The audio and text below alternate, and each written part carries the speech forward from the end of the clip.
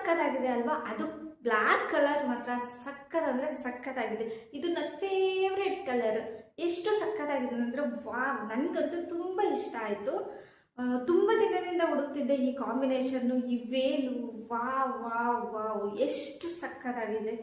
ನೀವಿನ್ನ top ನೋಡಬೇಕು ಹೆಂಗಿದೆ ಅಂತ.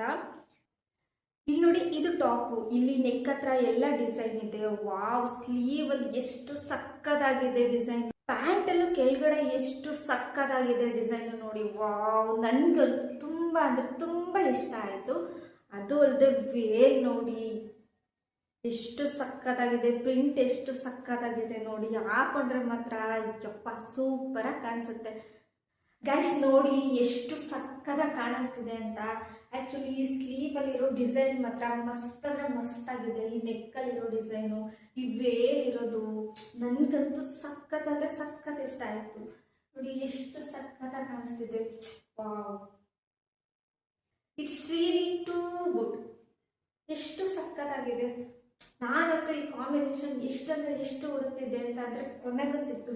Thank god.